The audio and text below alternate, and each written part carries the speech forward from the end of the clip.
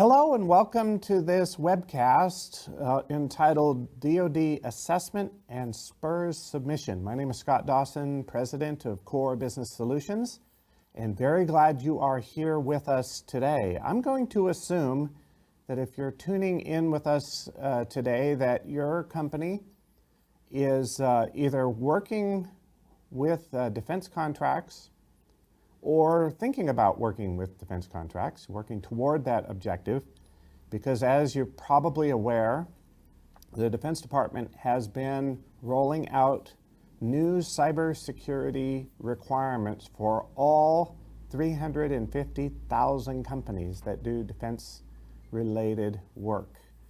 So today, we're going to drill into one of those requirements. It's a requirement that was announced November of 2020, just a few months ago, and it is today in effect legally and contractually with any contract related to defense projects, whether you're a prime contractor or subcontractor. So today we're going to make sure that you're aware of what those regulations are, and in particular, what steps that you need to be taking today to get in compliance. And by the way, how this helps you for the next phase, which is CMMC certification. But I want to start by thanking our sponsors here today. We have been partnering with a number of organizations throughout the U.S., from MEP organizations to PTAC organizations and ISO registrars, certification bodies, and other groups as well. I appreciate everyone providing the names of folks to attend, and glad that you are able to be here with us. With that, let's talk about the agenda for today's session. Today, we've got a few areas we are going to cover, starting with what is the Defense Interim Rule, the DFARS Interim Rule. DFARS stands for the Defense Federal Acquisition Regulation Supplement. Those are the regulations if you're in the defense industrial base. And they published an interim, not yet final rule. We're going to learn what that is. We're also going to look then into the actual requirements. What are the new requirements? That there are some existing or requirements that haven't changed. They've added two. So we'll understand that as well. It boils down to an assessment that needs to be done, self-assessment, and that self-assessment needs to be submitted to the Department of Defense. So that's our agenda here today. We are going to be addressing questions. Use the Q&A function in your Zoom toolbar that's toward the bottom of your screen, I would guess. But Miss Maddie, who is watching our Q&A as we speak, we'll be keeping our eye on those questions that come in. We'll address them as we go, or we'll address them in a Q&A session at the end. But glad you are here. Let's talk specifically then about what is the DFARS Interim Rule. So as we get into the rule, we need to distinguish between two terms. There's terminology differences that actually create an understanding of what needs to be done now versus what needs to be done in the future. The first of which is compliance, and the second is certification. So compliance basically means to meet requirements without an actual third-party audit where a certificate is issued. So compliance pertains to today's requirement, the requirement to meet the DFARS regulation to be in compliance with the NIST SP 800-171 standard and submit your assessment score. Those are all requirements that need to be put in place, but there's no independent audit to be sure those have been completed. It's an honor system, if you will, okay? That's what compliance means. Later, the term certification becomes relevant. Later meaning in coming years, as the formal CMMC certification comes out, which it has not yet come out, but as it comes out, that process will in the future require a formal third-party assessment of your cybersecurity program. So the compliance is today's requirement. It's also a great starting point for getting everything in place that you'll need for eventual certification. So it's the same path, it's the same roadmap, if you will. The work that you'd put in today to complete the assessment and start working toward compliance with the NIST 800-171, all of that will, in fact, head you toward being prepared for that certification audit in the future. So that's how those fit together. Now, looking more specifically at what the interim rule is all about. Interim rule basically means, I guess, temporary rule. It is in effect, it is legally binding in defense contracts, prime and subcontracts, but it's subject to finalization. So we're just ending what's called the comment period, and in the next period of 3 or 4 weeks, it's expected that the final rule will be published that might modify some of the things we say here today. So stay tuned for future webcasts that will provide for you guys updates. But today, this is the requirement. First of all, it amends the existing DFARS regulation. It doesn't replace it, it amends it. It adds some requirements to what has been required for cybersecurity. Secondly, it makes compliance and then future certification legally authorized or legally binding if you have a contract related to the Defense Department. And third, it's important to know that it went into effect last year. And so you may today have already been preparing for this. You may have already submitted your score, or maybe this is all new and you're preparing to get all that done as soon as possible. The real deadline to that is your next defense contract or contract mod or extension or renewal, any contractual award that you would expect to receive in coming days or coming months, you have to have this compliance in place in order to be eligible to receive your next contract. So your next contract really is the deadline for getting this compliance done. So that gives us a little bit of information there. I am going to now invite a special guest to join us, and I'll introduce him in just a moment. And with that, I would like to introduce a good friend of mine, Mr. Zane Padalev of Real IT Care. Hello, Zane. How are you? Great to see you. I know for a fact that this picture behind you is not exactly a picture of Williamsport, Pennsylvania, from which you are now broadcasting. Right. Yeah, my mind is at the beach, but I'm physically here with you all. Yeah, he's sitting in the dugout of the Little League World Series stadium there in Williamsport. But great to have you here, Zane. Zane's company, our company, has been working together for the past couple of years, helping companies with CMMC certification preparations and NIST compliance and all of this technical mumbo jumbo that companies have to face. And Zane, what I've told the group so far is that there are new rules that have been put into effect. They have added to the library of cybersecurity regulations that have been on the books for several years. They've now added some additional requirements, and that's really the point of today's discussion, are those new requirements. So Zane, I'm going to put a list of the names of these things, the numbers, if you will, coming right out of the DFARS regulation.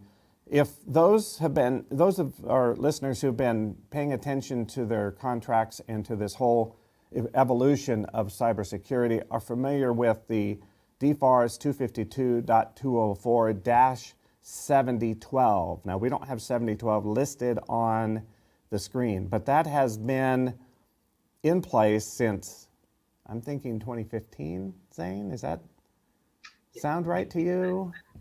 Years, 2016? 2016, it was first required to be done by the end of 2017, And now it's really required to be done, really required to be done by issuing additional regulations with, I'll say, a little more accountability.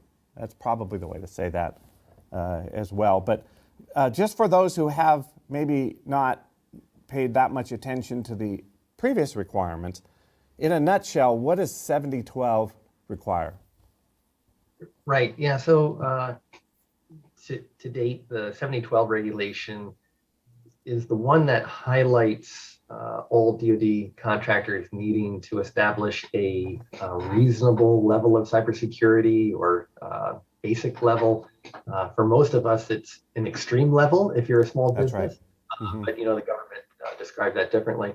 But they're using the NIST SP 800-171 as a guide for what they determine to be the acceptable level or minimum level if you receive CUI as part of your contract. Yeah, so let me parse a few of those alphabet soup comments you made there. So NIST is the National Institutes of Standard and Technology. That's the organization that publishes standards for the federal government. And one of those is the special publication, SP 800-171, that lays out the detailed requirements that need to be met.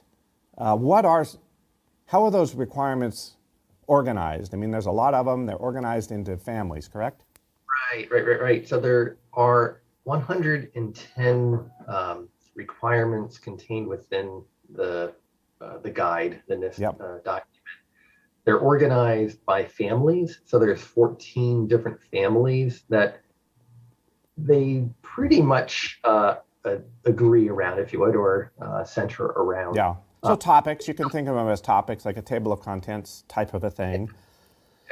Yeah. And so, I mean, 110 individual requirements, it really does get down to the nitty-gritty really fast as you work through that. And today, it is required that companies implement a plan to be fully compliant with NIST 800-171. It hasn't yet become a requirement that you've implemented all 110 requirements, say, today.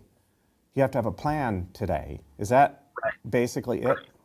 Yeah, they had early on realized that companies weren't keeping up to the requirements, the cybersecurity regulation. So the DoD did soften their stance a little bit in that you can be compliant with the DFARS, the 7012 clause, assuming that you've done an assessment according to the SP 800-171 criteria. So we're assessing our network to that those controls, and then within that assessment, determining which of the controls we are fully compliant with, and then detail how you're compliant. Yeah. And those that aren't compliant with then would become a plan of action. So we need to detail how we intend to become compliant. Yeah. And that plan is the system security plan, right? Correct. Mm-hmm. Correct. And if we've done those two things, then the DoD says, well, at least you're on the road. So you're compliant with the 7012 requirements. There is an expectation that all of the DoD contractors would implement all of the 110 controls. But as you said, within the 20 or 7012, no one's checking, so to speak. So you're self-attesting that you are with these essentially an honor system. And I will say the folks I have been speaking with, Zane, in the last couple of years, many of them didn't even notice this requirement in their contract. Right. So they had done really nothing to prepare because they weren't really aware, because it was in the fine print, all the regulations, and nobody was following up or checking in or reminding them or any of that. It's all those purchasing terms. I think of software when I install a new software program. The UI comes up and you just say, click through it. Yeah. Okay. Sure. Yeah. Move on. There was a lot of that going on, but it's been highly trumpeted recently that companies need to take this seriously. Yeah. Well, and the reason for that is all of this cybersecurity effort from the Department of Defense is all around national security. it isn't about necessarily making everybody's lives more difficult. They're really trying to protect information that could jeopardize our military, and everything that the military uses on the battlefield or in headquarters or elsewise is manufactured by the private sector. So all that information about all that equipment and all those systems flows out to manufacturers to produce, and it's on those manufacturers' systems that, say, bad guys from other parts of the world can get in fairly easily unless these requirements have been put in place. Right. You're absolutely accurate, and it's good to highlight that why we're doing what we're doing. Exactly.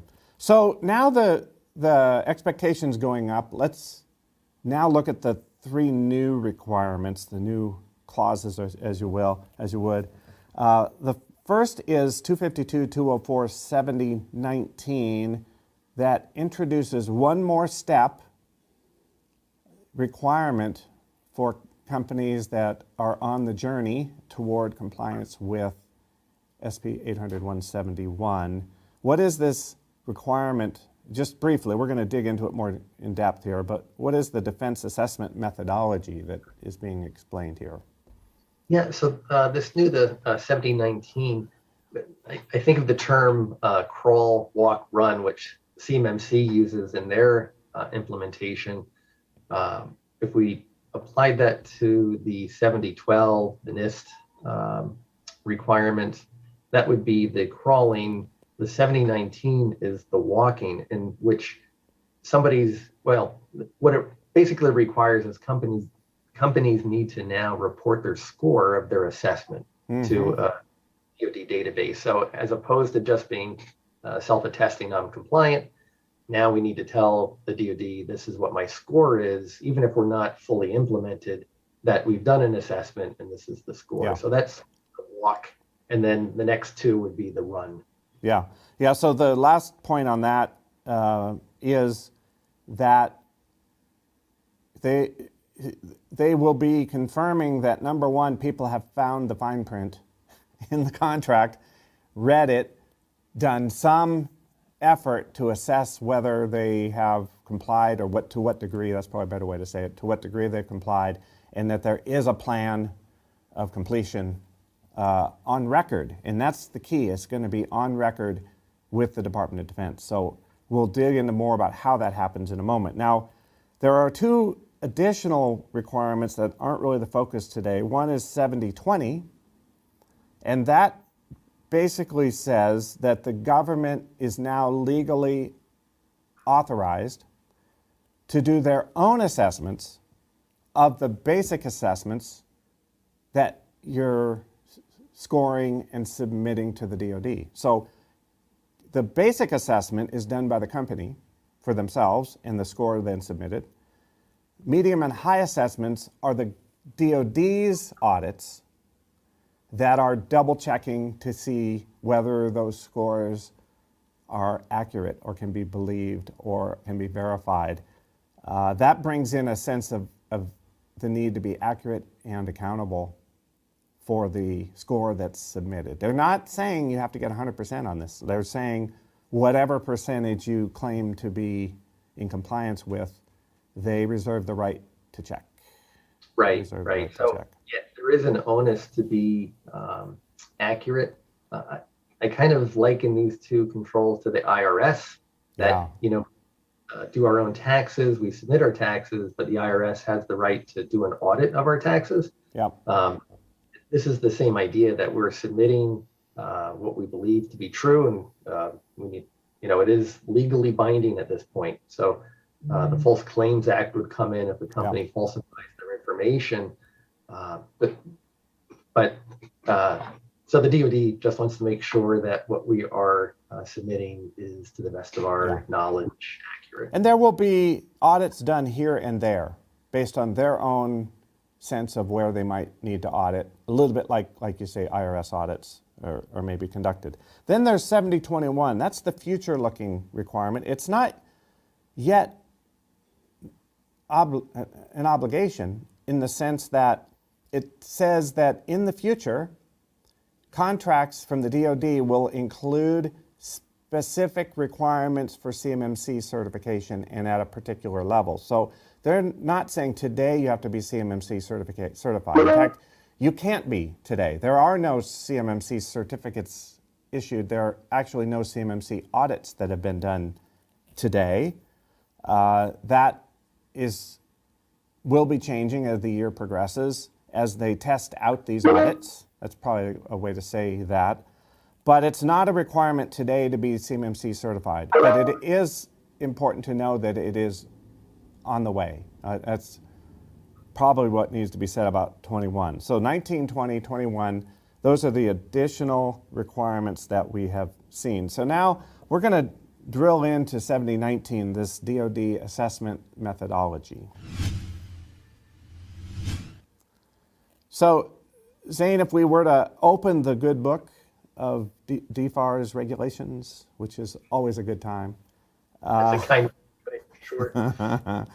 And read some of the language that's in there, we would have to kind of dissect the language to understand to whom does this apply. So first thing we notice is that 7019, the first new clause, refers back to 7012 and basically says if a company today is required by 7012 to be compliant with NIST SP 800-171, so that's a long if statement, long condition, right? So if 7012 applies, and we'll talk about why that would be the case in a moment, then that brings us to our second statement. You need to submit this assessment score. So you have to kind of piece together what they're trying to get at. And this is our way of boiling down what they're trying to get at. This means that not every defense contractor 7019 is applicable for. Not every one. Now, when we get to 7021, CMMC certification, looking in the future, that's everybody. Back up to today, it's only some companies. Which companies need to be in compliance with 7012? Yeah, so like on your slide, if you handle CUI, so the controlled unclassified information, if that is present in your contracts, the data that's being flowed to the provider, then we are obligated to have all of these cybersecurity controls in place. Yeah, so let's bring up that diagram X, if you don't mind, our next slide. So where Zane was going with this, we kind of drew out a logical chart, if you will. There's a few questions to understand. Does this apply? Does today's regulation about submitting this assessment score apply? First question is, do you plan to do any defense work, or do you do defense-related work today? If the answer to that is no, this is not for you, and we'll see you guys at the next webcast. I guess that's a kind way to give you back. It's not for you today. So not it for you may today. Not for you business today. that we seek in the near future. So, but Not trying to kick anybody out, but trying to make it clear that wouldn't be if you're not doing any defense-related work, and none of this applies. Second question then is, do you handle any CUI? Zane, you used that term earlier. Let's spell out what that actually means. What is CUI? Yeah, so the controlled unclassified information. So when we think of government stuff, often we go right to the classified, secret, all of those. I think of some underground bunker, right? So, right. So this is information that is still very critical, important, but it's not to the level of classified. But it is protected. Correct. So it's controlled. So that means the controls are 7012, 7019. So the government has some regulation on that. So we're asking a question, do you handle any CUI? Well, you may know that, you may not know that. Reason is, government has not yet marked that documentation very completely or consistently. They've been trying for years to get these things marked as to this is CUI, this is not CUI, all of that. Boy, that would be a great thing if you saw it on the document. It said CUI. Doesn't say that today. So now you're, I guess, having to reason your way toward understanding what CUI is or isn't. And so the way we would look at that is, I would go at it this way. Do I handle any technical information in order to provide the products or services that I provide to the government? Because generally, and we have a webinar on how you determine CUI, another one we can do another day, but generally, if technical information is what needs to be protected, that's the uncontrolled unclassified information, and that, if the government already has anticipated that, then in your contract today, you would see 252.204/7012. Because they've already felt that documentation related to this contract must be protected, so therefore 7012 clause has been included in your contract. I don't know if that gets anybody closer to an understanding of what that actually means, but if you're doing defense work and you have 7012 in your contract, then absolutely this applies. If not, then later you're probably going to need CMMC level 1. The even basicer, is that a word? More basic. More maybe? foundational, more simple requirements of CMMC level 1 would be applicable in the future. Today's requirement that we're talking about today would not apply. But if you do handle CUI, then you're probably going to need CMMC level 3 later on. But in the meantime, you need to submit your NIST SP 800-171 self-assessment. We'll explain to you how to do that here in a moment. So let's move that diagram forward a couple of slots. Go ahead, Zane.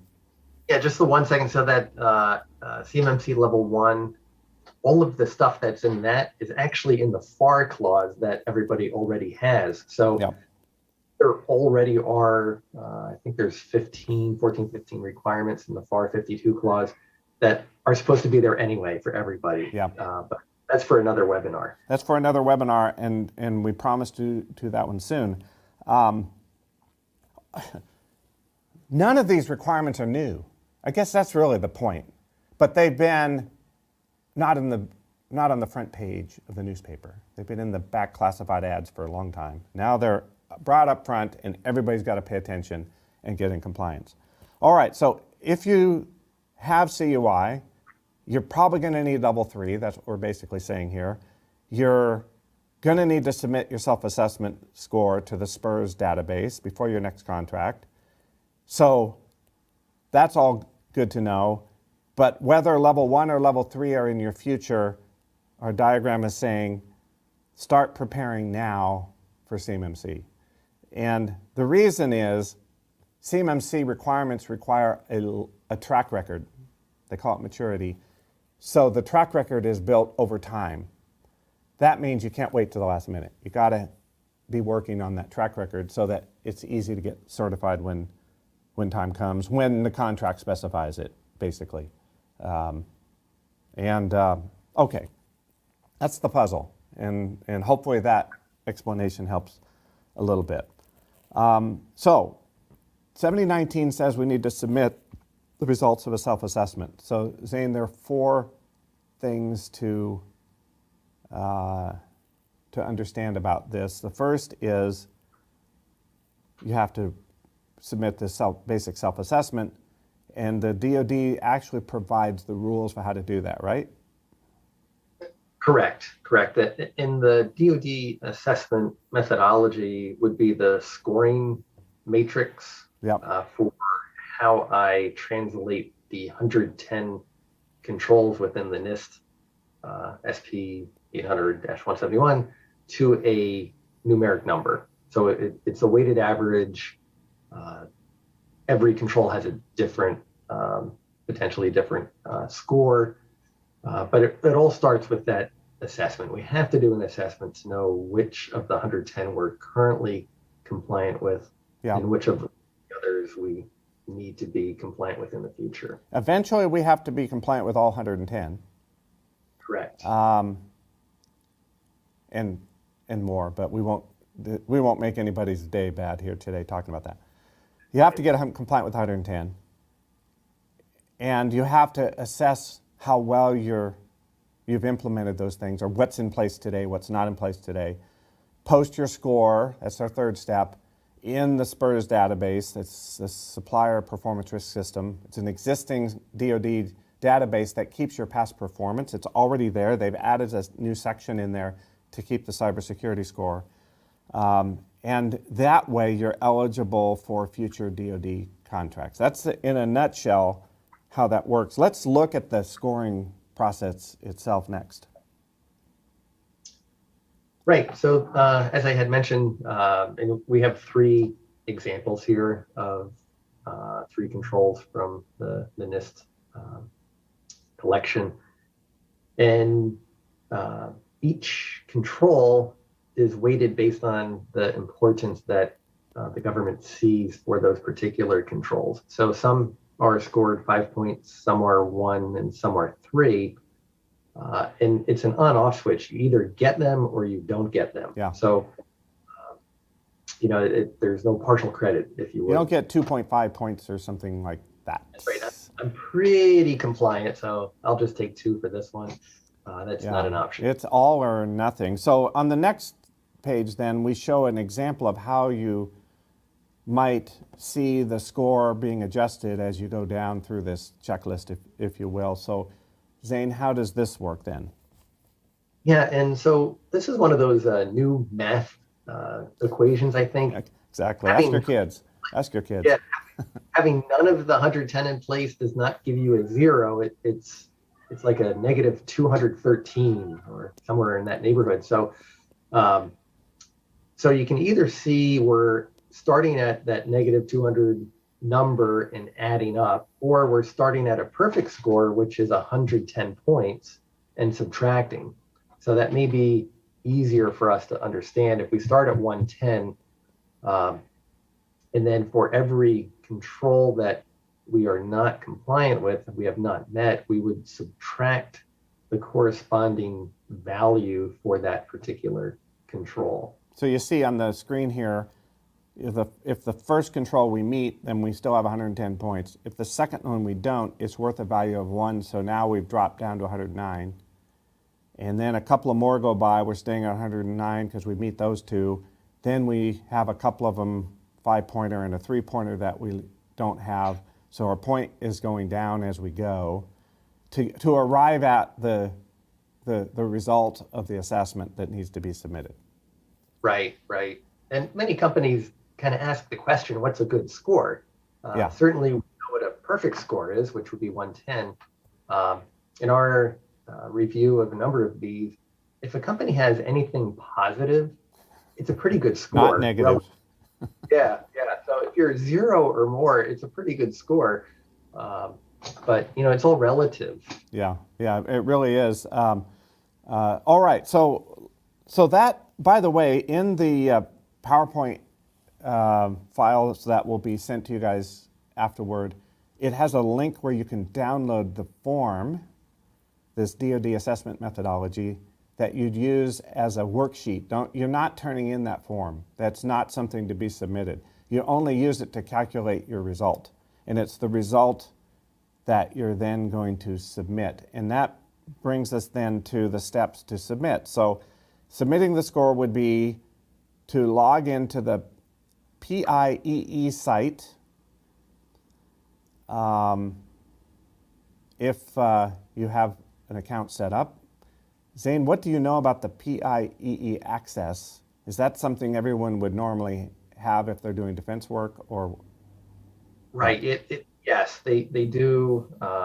We had to look up what the acronym meant, but it's Procurement Integrated Enterprise Environment. Wow. Sounds like a government, mouthful. But right, so this would be a system that every company most likely has access to already. Some of the challenges is finding who has access within the company, who has a login for that. There's a digital certificate to authenticate to it and such. But getting into the site is the first and step. It may be your contracts person would be the one who had set that up originally. That's likely. That'd probably be the place to go ask sales or contracts. So logging into the site is step one. Then there's this secondary access into the SPRS section or portion of PIE, the SPRS database, and you may need to submit a request. I think you can do that right in the system. Pretty sure you can request access. All that might take a couple of days to get through all of that. Then you log in to the database, get to the SPRS page by clicking the SPRS icon, selecting the 171 assessment, and entering your result. Boy, that a lot of steps. By the way, we have a link to some great picture instructions for what I just said that will walk you guys through all of that. But the bottom line is there are 4 pieces of information you have to submit. The assessment date, right? The date you did the assessment, you calculated your result. The score, so we've talked about how to get that. The scope, which is a little description of your system. And then I think a tricky one, the projected completion date. So Zane, what is this plan of action completion date? Right. So that, as you go through the your assessment for all of those items that the company is not currently compliant with, as we said, we need to have a plan for how we're going to be compliant, but we also need a date for when that particular control we anticipate being compliant with. So if there are, say, 40 controls that are not compliant, look at all of the dates that have been assigned and find the date that's the farthest out, and that would be the date that you would use. So that would be the date that we anticipate being fully compliant with the standard. So let's offer some suggestions as we wrap this section up here. Suggestions on just kind of how to strategize. Maybe that's the way to think about this. I mentioned earlier that it's your next contract award that is the deadline for you to get the submission done. That way you're eligible for that contract award. So aim for the highest score you can get between now and then so that it looks as favorably as possible without being dishonest about the whole thing. Okay? You want to be accurate. Make sure your numbers are good numbers. Exactly. And make sure you've documented your current state and your plan of action. That would be in your System Security Plan, SSP, and Plan of Action and Milestones, POAM. Those are 2 requirements in the NIST SP 800-171 that you have those documents in place. So you'll have a paper trail showing why you calculated things the way you calculated, I guess, and keep that on file in case you are one of the lucky few that the government says, hi, I'm from the DoD and I'm here to help. If you're subject to audit in the future, you want to have that documentation. But that being said, improve things as much as possible to put the best score in place. Make sure you have that evidence. What completion date would be good or reasonable? I think it's probably to be expected that it might take you 12 to 24 months to finish all this stuff, to implement. So if you're in that range, it's probably not going to catch anybody's attention. It'd be considered normal. I think if you get enter a perfect score, does that flag me somehow? I don't know. If you got a negative 64 or a negative 117, does that flag anybody? Maybe. They've said that they're not going to consider how long the date or the score itself. They're not going to consider whether you had a 64 or a 27. They're going to say all that's equal. However, if your score is 27 and your competitor's score is 94, all things being equal, where does the advantage lie? It may impact. For now, we're just told you have to have a number. You have to have a number. That's really the requirement. But consultants are saying to you, we're going to use some common sense here and enter the best score we can. But I guess last point is get started now because not only do we need to get this assessment done, this submission done, but we need to start working toward compliance because that's the path toward CMMC certification. So, all right, with that, Mr. Zane, it has been a pleasure to see you again today. Thank you so much for joining us here. And we'll let you get back to to fishing on that dock. Oh, that'd be so good. Maybe we'll go today. There you go. All right, thank you. See ya. All right, I think you guys now appreciate the value I have found in Mr. Zane's guidance and advice. All right, with the remaining 15 minutes or so we have, we'll take a quick look at some resources.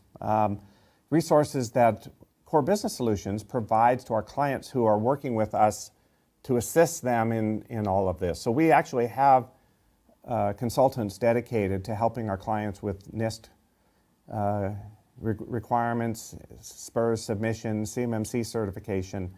And I wanted to show you some of the tools because it'll help you visualize this process of getting prepared to submit that score. So I'm going to bring up on my computer a couple of things to show you.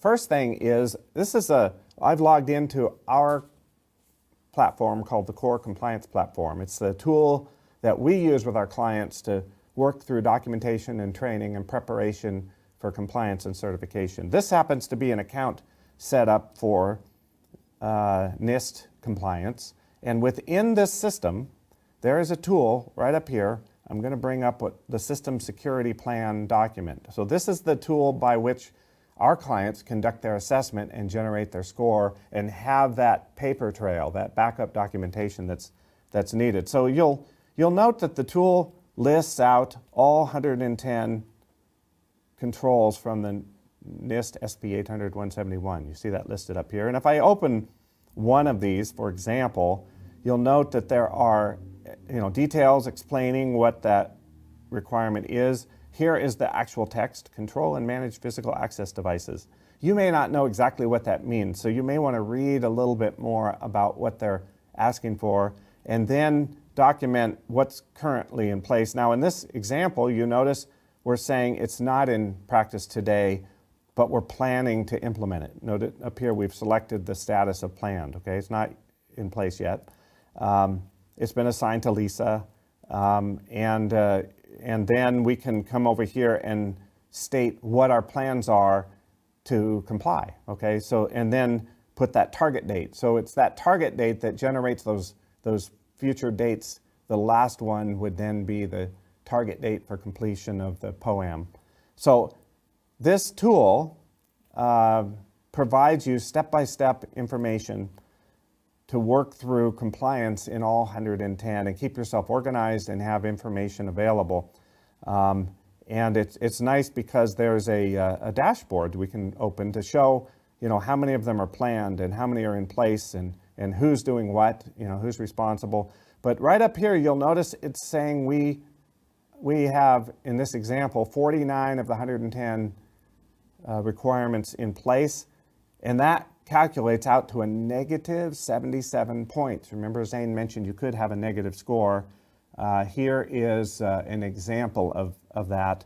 I don't know that I would submit a negative 77. I'd probably want to work on my plan a little bit more, implement a few more things, get them in compliance, bring that score up to a positive number at least.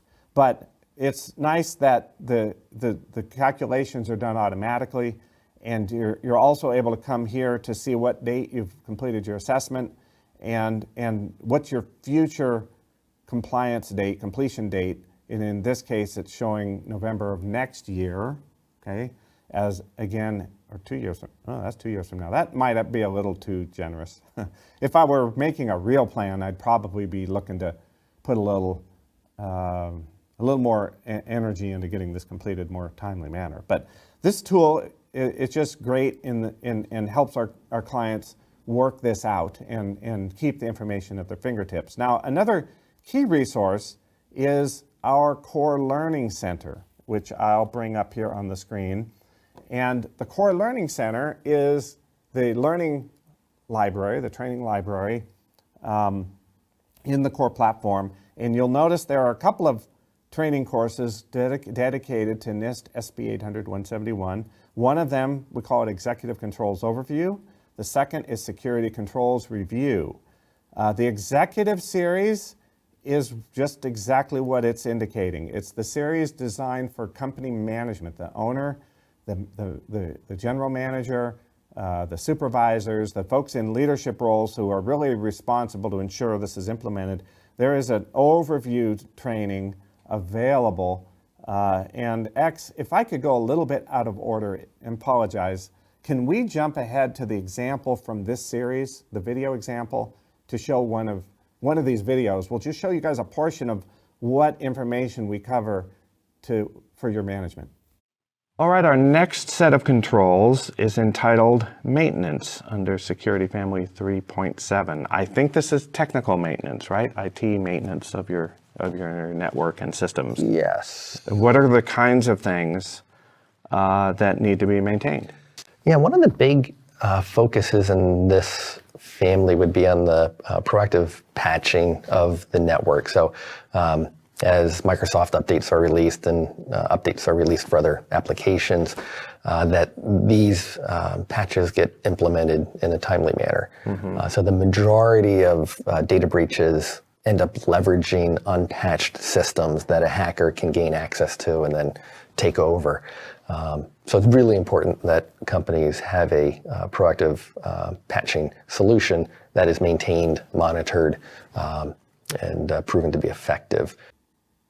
So that was just an excerpt out of the 90 minutes or so training for executives that is available. It really breaks it down at a high level as to what all of this means and what's going to need to be done, not at a detail level. So now we'll look at the detail level, which is control by control, one at a time, through all 110 security controls. So you'll note this is entitled the Security Controls Review.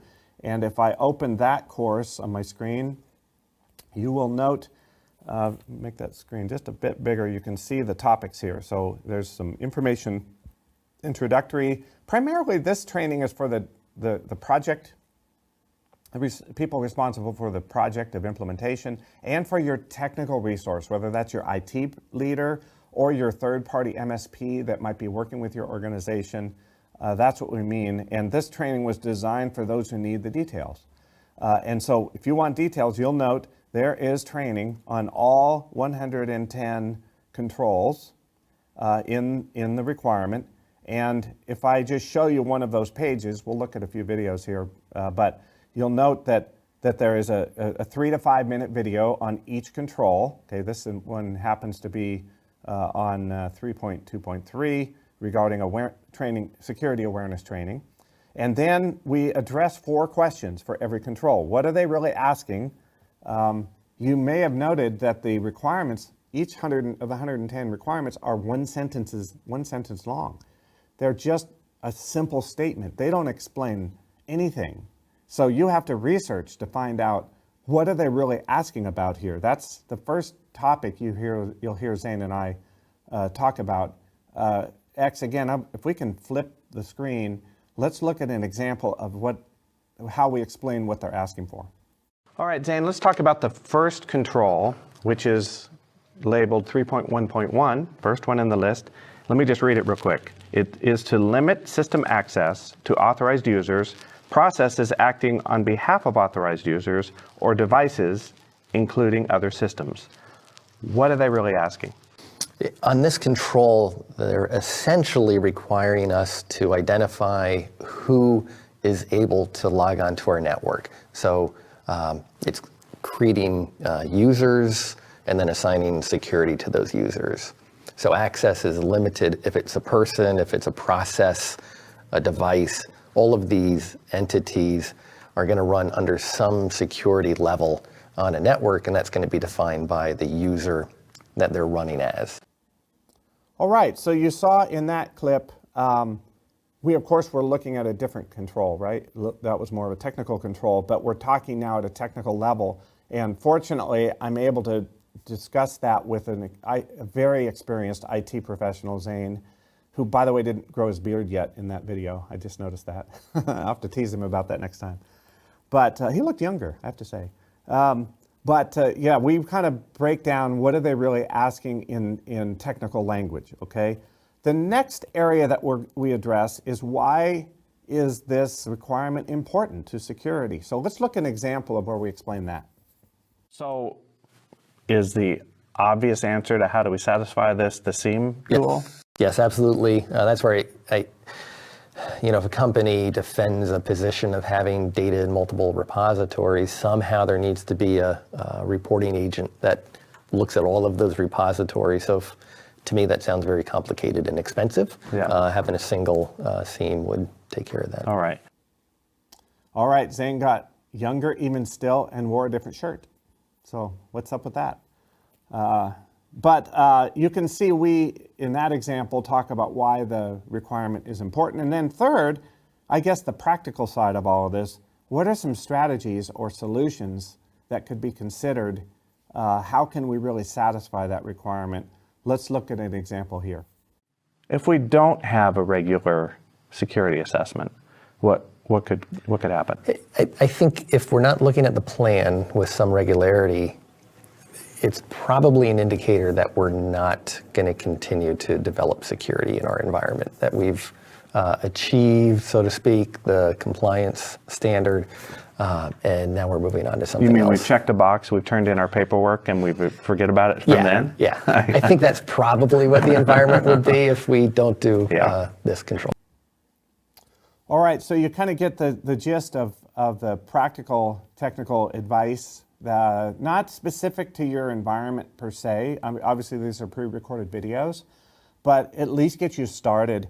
Nice thing about our relationships we have with our clients is we provide management consultant and a technical consultant like Zane to be advisors on your team as you're working through all of this. So you're not only reading the requirement and filling out the forms and watching the training, but you actually have someone providing guidance and clarification for your particular situation. So all of this to say that the new DFARS regulation, in particular the 252.204-7019, the one that requires the DoD Assessment Methodology score to be submitted, hopefully that statement all makes sense now, that score needs to be calculated based on an accurate assessment of your system.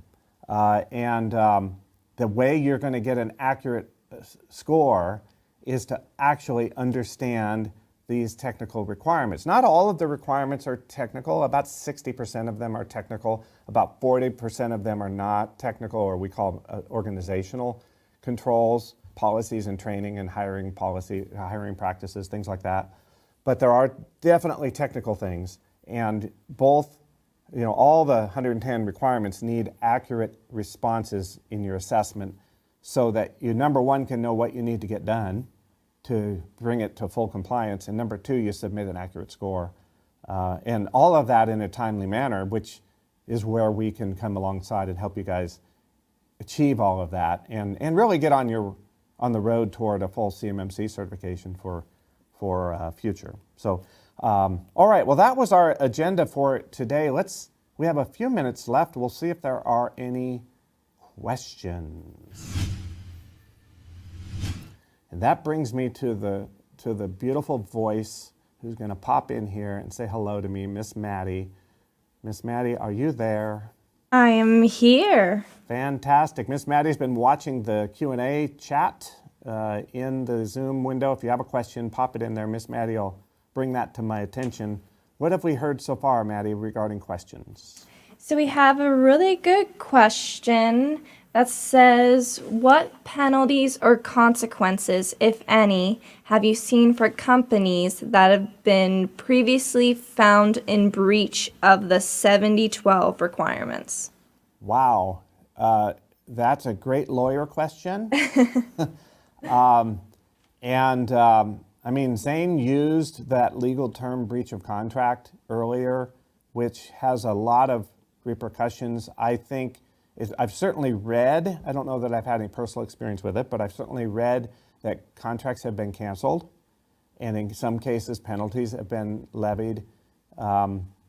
It's just not a path anyone wants to go down. The way you can redeem yourself, if you feel like that's been where you've been, your approach or your stance with regard to where 7012 has been, is let 7019 be the way you get well, and do a great assessment now and get your score submitted, and hopefully that alleviates any concern with the past. We have another one that they're just asking if you could go over just like the basics of the steps to become CMMC certified and become a training organization. Okay, yeah, great question. On the CMMC accreditation body website, cmmcab.org, there are instructions for how you become qualified in the CMMC ecosystem, what they call the ecosystem, all the different roles. So our company, we are a registered provider organization, an RPO. So we've gone through and gotten qualified following those requirements and gotten that appropriate training. There are qualifications you can receive to be an assessor or as an assessment organization, C3PAOs. There are also there are training development certifications and training provider certifications. It's a little above my pay grade to talk about how you become a certified trainer. Just keep in mind that the trainers being referred to here are trainers of assessors, not trainers of companies. It's an important distinction. So these are the high-level advanced trainers that are going to train all the assessors. If you're wanting to get in the business of training companies like we do, you would aim toward the RPO designation. So Scott, what's the deadline to finish the self-assessment? Self-assessment deadline is your next awarded contract. So they don't have a date by which you have to do the assessment. If you do not plan to pursue any further defense contracts, then this is not relevant to you. You don't need to submit a score because there's no requirement that you have to meet.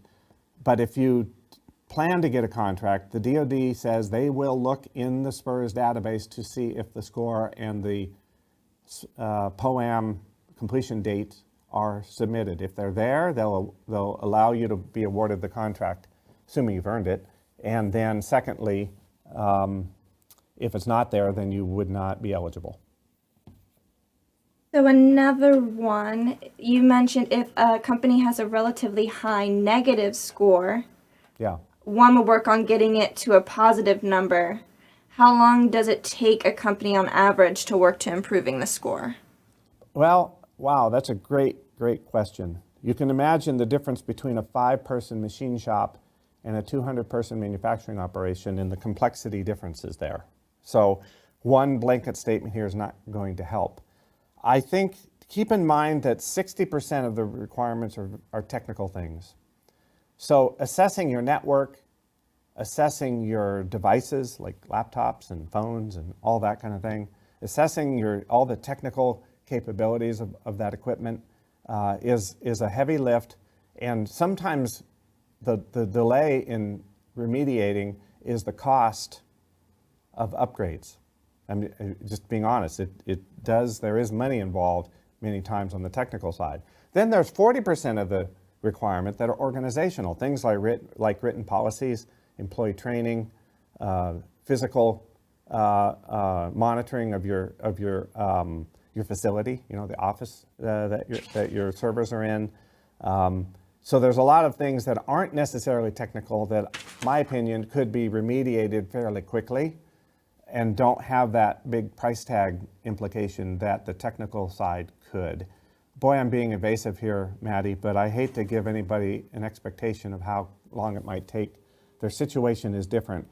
That's exactly what our consultants could help you guys work out, is what kind of a time frame to get this done. We have time for maybe one more question. All right. So just a clarification question. Companies that do not have CUI but would need CMMC level 1 in the future do not currently need to enter an assessment score, Absolutely correct? correct. absolutely correct. The CMMC, or misstatement there. The NIST SP 800-171 requirement to do a self-assessment, submit a score, only applies if you handle CUI or you have 252-204-7012 in your contract, which means you're on the path toward level 3. If you don't handle CUI, so let's say you do groundskeeping on a military base, you wouldn't handle technical manufacturing documentation. So a groundskeeper on a military base would only need level 1 certification. It's expected that more people will need level 1 certification in the end than level 3. I would expect that most of the people who are in manufacturing would need level 3. So that's a rough cut response, but if there are any other questions, Ms. Maddie will keep track of those. I will get on email and send you guys a response. I promise to do that. So with that, that brings us to actually 3:01, so we'll sign off here. One more time, thank you to all of our sponsors. There are some new events coming up. I want to make sure you're aware of those. And we have some additional topics in June. Then we're going to take July and August off. We may slip some in there. I don't know. Right now we're planning to not broadcast in July, August, but pick it up in September with level 3. So you see June was level 1, September level 3. Then we get into costs and budgeting. Boy, big topic in October. And then what are all these technical things and the technologies needed to meet these CMMC requirements? So we're going to turn our attention away from SPRS score and assessment and squarely onto CMMC in the future broadcasts. So please join us. They're free of charge. Your sponsors would love it if you guys came back. And speaking of sponsors, thanks to everybody who got the word out about today's webcast. Encourage you to invite your friends and other organizations that might need this help. So thank you, everyone. Have a great rest of your day.